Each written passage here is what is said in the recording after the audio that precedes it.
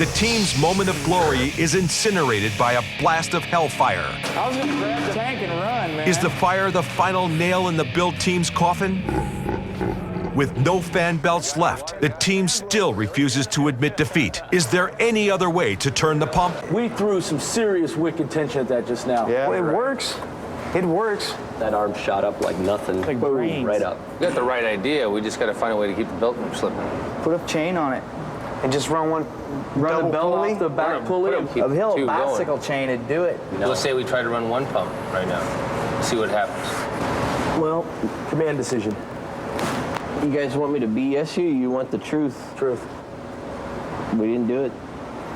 This is the one that fails. That's reality.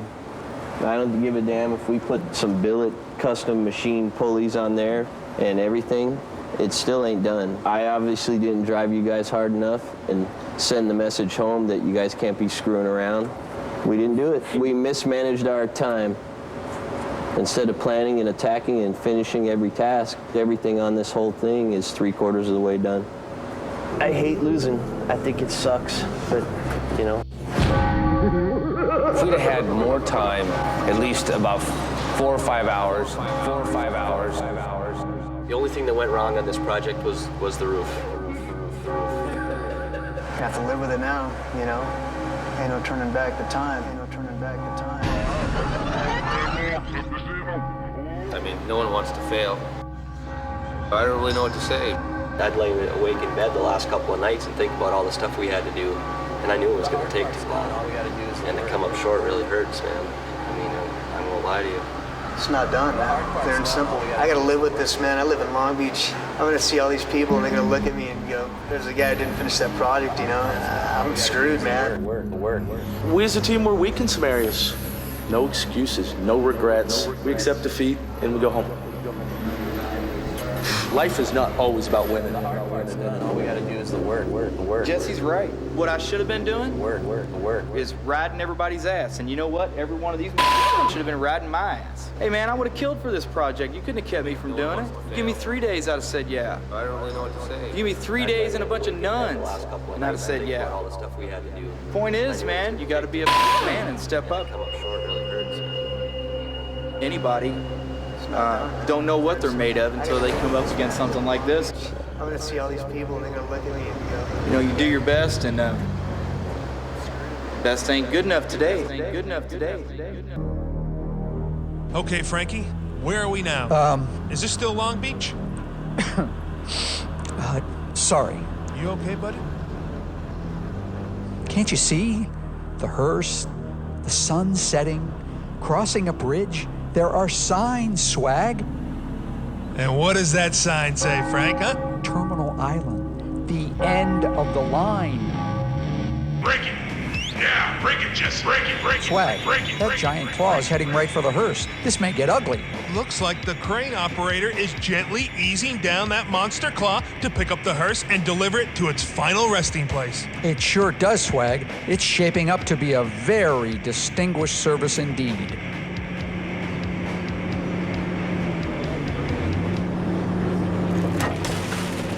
Frank, that hurts! Look at that crane go! Ouch! Now we're talking!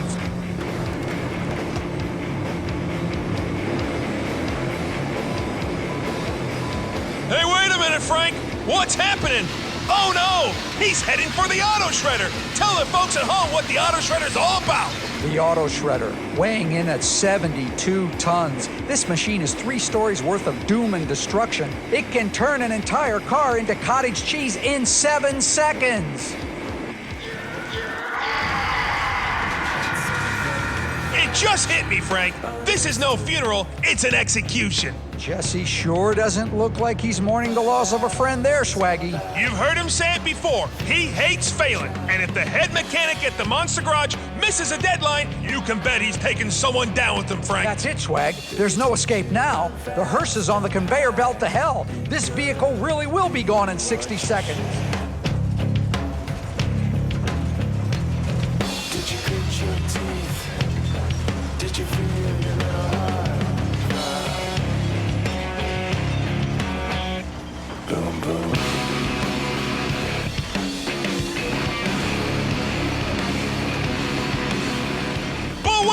Frank. The Ripper is stuck. Is she too much for the car shredder to swallow? This car has fought Jesse every step of the way. The hearse is going nowhere fast. But wait, Frank. They are dropping engine blocks onto the conveyor belt to try and give the Grim Ripper a shove into the abyss. The grimy mass of motors attacks the hearse like a swarm of satanic killer bees. Look at the smoke rising from the top of that car shredder swag. And Jesse James, fed up with his week-long ordeal with the stubborn Grim Ripper, has turned his back on the both of them. And there goes the hearse. Boom, boom. You gotta be kidding me! Oh my God! Can you believe it? The ground is shaking like an earthquake. Look at the view from the shredder cam, mounted inside the tower. Complete carnage. Now, Frank, that is what I call a Long Beach-style barbecue. Flames are shooting 200 feet into the air. Amazing, swag. Let's see that again. Boom, boom. Look at that man! He didn't even flinch! Frank, he's got nerves of steel! He's got the mind of Buddha! He's Jesse James! Just look at the devastation. There is no piece of the Grim Ripper left that's bigger than your fist. The hearse may be shredded and cremated, but its memory will live on in the mind of Jesse James for a good long time! Maybe forever. There's no time for hearses, curses, prayers, or pallbearers! Jesse's got death to cheat, taxes to pay, sparks to fly, metal to burn! The next Monster Garage challenge is just around the bend! Hear ye, hear ye! Lord Jesse the Monster Slayer has been toiling away with his Knights of the Garage to launch another chapter of mechanical mayhem.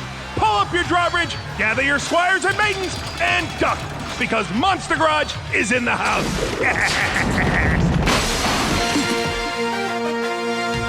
The Mack truck arrives, fully loaded. But the last thing Jesse the tool fanatic wants in his Mack Tools truck today is tools. Out they all go. Guess this makes me the Mac Daddy. I'm just welding the snot out of it. Jamie Whitlock is a single mother who defies all stereotypes. As far as being feminine, I always kind of feel like I've been somewhat of a tomboy, but I'm not like butch, I guess you would call it.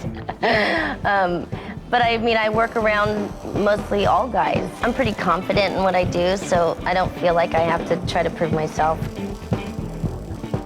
Welding sparked Jamie's artistic side. I used to take all different kinds of like brake drums and gears and funky pieces of metal, and I would make lamps. Everybody loved them, so I started doing candlestick holders and ashtrays, little people, and I would sell all my stuff in a gallery, and people paid a few $100s for my lamps, which was pretty gratifying to me, I guess, you know?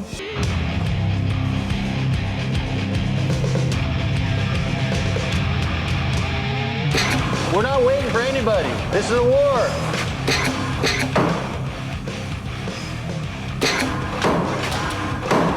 You want to shoot it? Oh, you gotta aim at something better than that. Oh!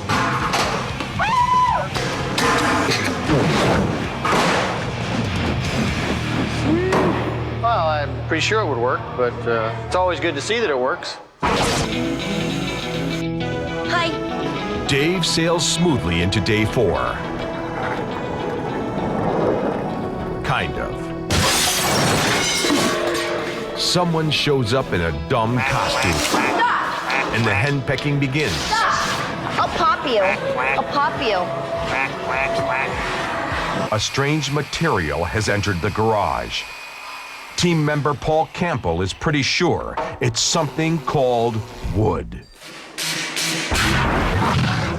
Paul Campbell makes a living customizing people. He's a plastic surgery nurse. I think you can look at the human body and see where improvements can be made, just as you can see about customizing a car.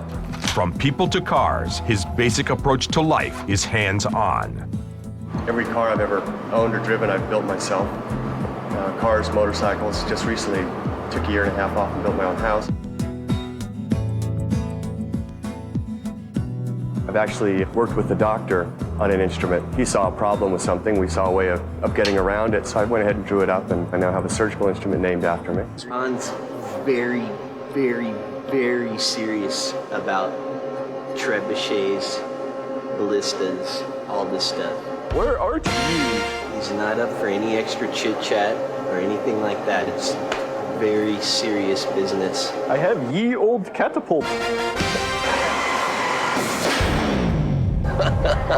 Ready? It's a little looser. Oh, okay. Now what did it do?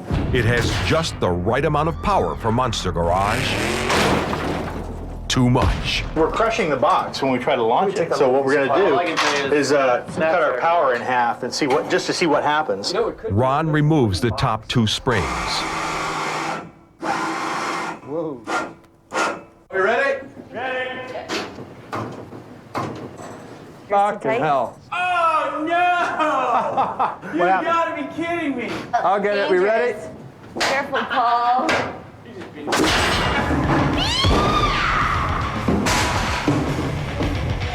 That was sweet. Monster Air Freight has been launched.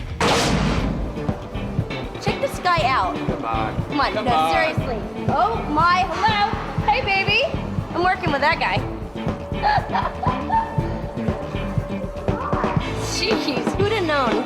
He's just Paul, but take off his shirt and he's Paul. After 20 minutes of whining and 5 minutes of welding, it's ready to shoot. It's going to hurt.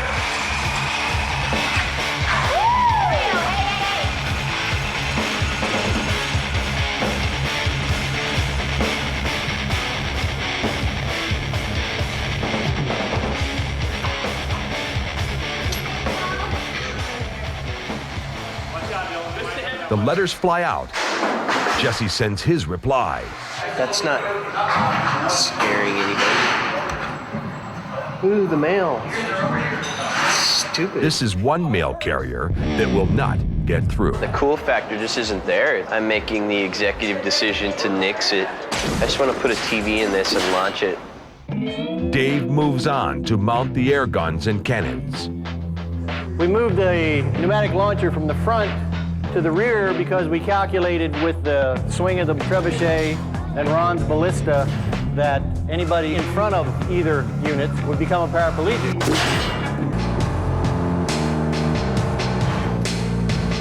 Before firing off a shot, he puts his monster through the paces. Jesse avoids any obstacle thrown in his path, unless it's something that begs to be hit.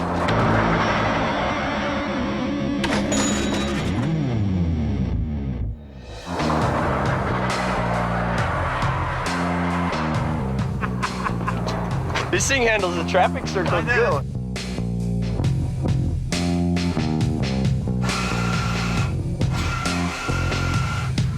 The testing begins. 2, 1. Up first, the ballista. Check. Is it my turn yet? Yo, Jesse. What? The Gatling gun passes muster. The cannon works, but it could use a little more mustard.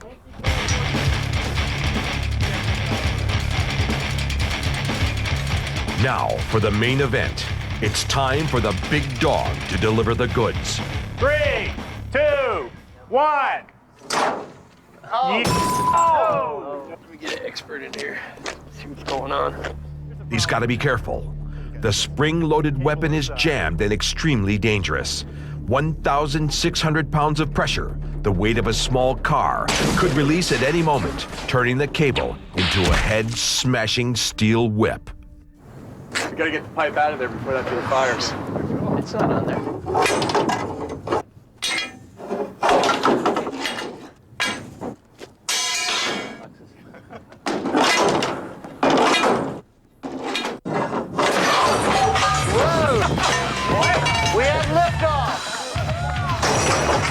The trebuchet is a smashing success. Their monster has passed the test.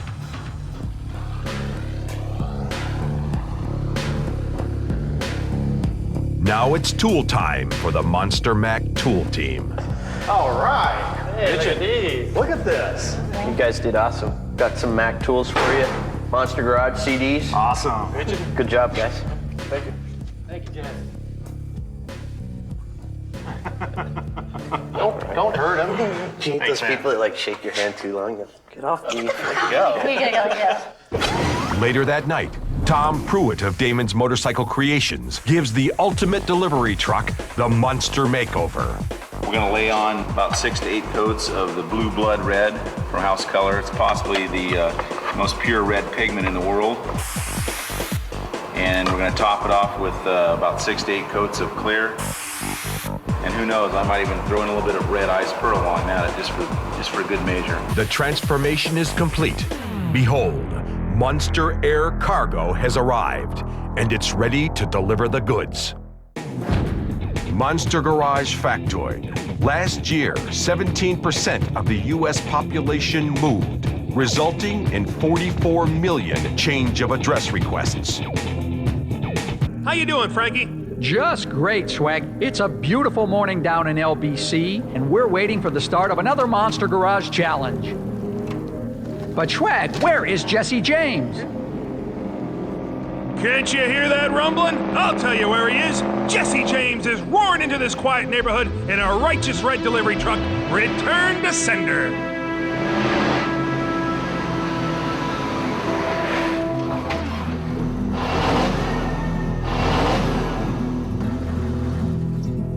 Uh-oh, it looks like a showdown. Shades of the OK Corral. Jesse's had enough of wet newspapers and late packages. He's out to teach someone a lesson. What is that, Matt? That's my truck. Let's go. The challenge is on. The fastest paperboy in the West and the man in blue and his little white truck versus Jesse James and the ultimate assault delivery vehicle, Monster Air Cargo. The rules are simple. Whoever delivers the most packages and papers down this quarter-mile stretch of residential racetrack wins. And they're off! Jesse lowers the hammer and the Mack truck zooms out first. But the kid's a gamer. He fires off the first few papers. Nice arm! Joe McMahon, remember that name. Stop the presses. What's that? It's a newspaper Gatling gun, Swag. Whoa! Jesse's launching papers left and right. Check out that accuracy, Frankie. Go, Jesse. The man in blue is RRing it, Swag, running and ringing. He looks pretty determined, Frank. Hey, Swag, look. The Mack trucks popped the new porthole. You gotta be kidding me. Incoming!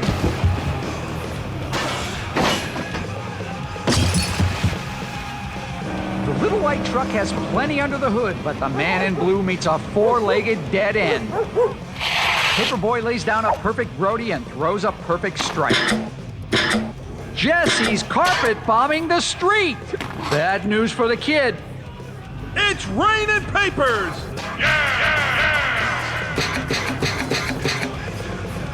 That's it for the paperboy named Joe. Keep your head up, kid. Jesse versus the delivery man, going truck to truck.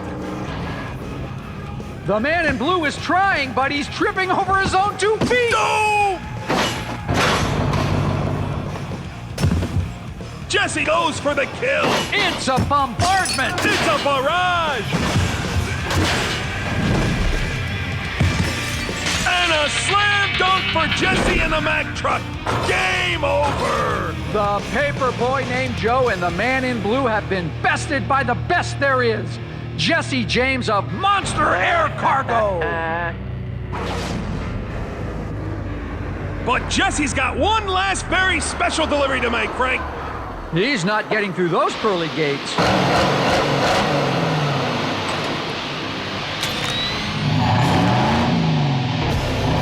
Looks like the Big Mac's got a sunroof.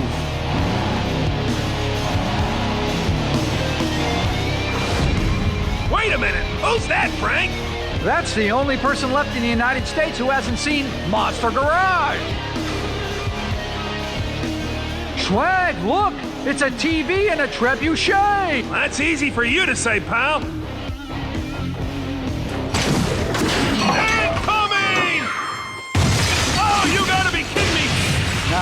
what I call direct TV. Let's see a little instant monster replay.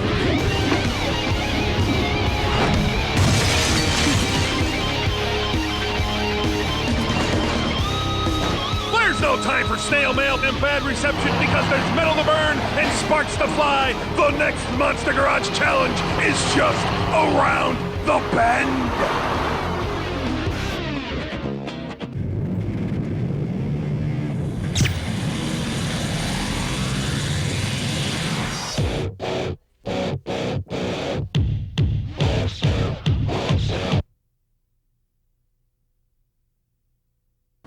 I know, you know it's bad when I'm filming shit like this.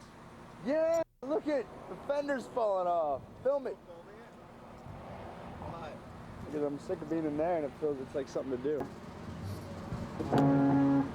My pants are falling off. This is The Used, and this song's called The Taste of Ink.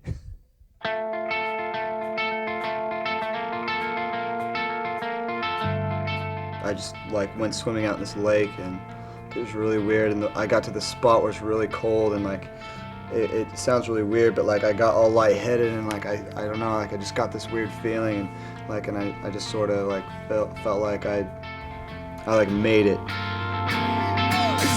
Can you even hear me standing with your spotlight on me? Not enough to feed the hungry. I'm tired and I fell for a while out in this sea of lonely. Taste of ink is getting old. It's 4 o'clock in the morning. Each day gets me every night. The last day's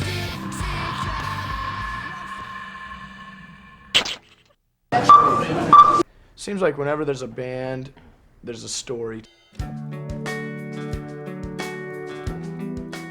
We had all known each other for quite a while, just playing in the local scene in our area where we grew up, and we were all in different bands. Bert lived with me, and we shared a bedroom at my parents' house, and we both, like, neither of us had jobs, and so we'd like wake up and we'd hitch a ride over to Brandon's house.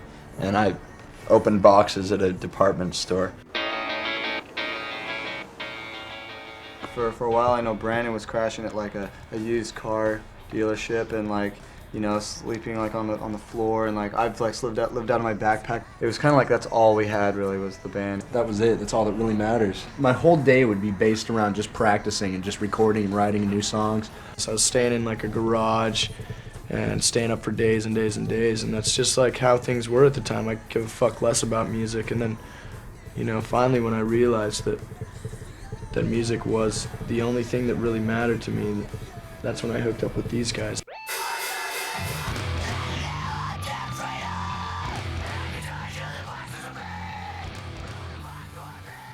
Like, things happened the way they were supposed to happen. Like, I met Quinn when I was supposed to meet Quinn, and like, this band got started when it was supposed to get started, and it's just like the right place at the right time maybe, but I think that a lot of these things happen for a reason.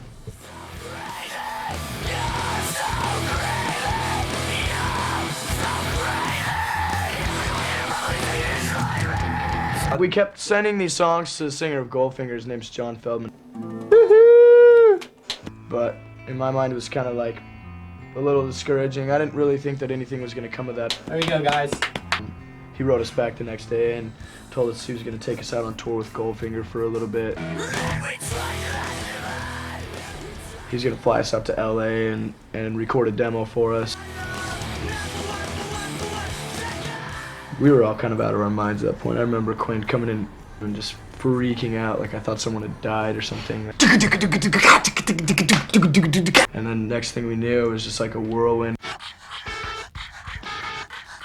We had all these labels that wanted to sign us. It was like this big, huge hype got started somehow, and like people talking about The Used, and like we met our managers, and it kind of happened so quickly from So there. much stuff happening in just such a short time. It was like so overwhelming.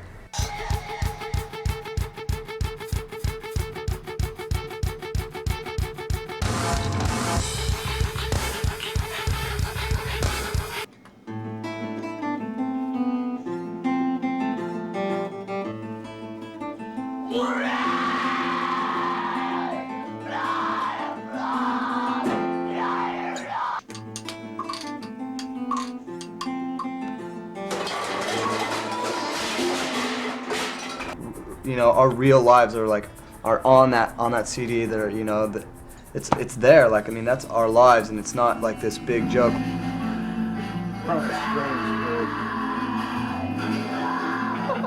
That's dope. You guys are really, really good. The best band I've ever heard in my life. Let me finish this record, okay? The truth is that we really do love these songs that we've written, and we really do enjoy music just as much as anyone else on this planet. Like, I think we're a band that, like, we're about our music, and our music comes first.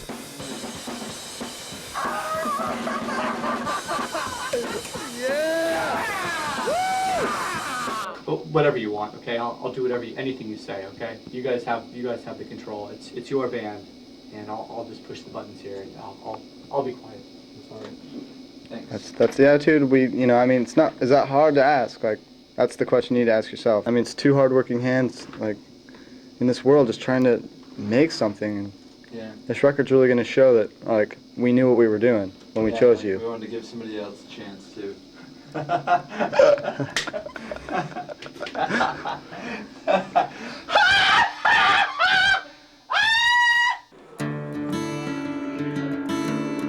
While we were recording the record, there just became a point where our producer, John Feldman, was kind of wanting to get out of Los Angeles, more or less to take a break originally, and he just thought it'd be fun if we could use that as an excuse to get our label to pay for us to go somewhere.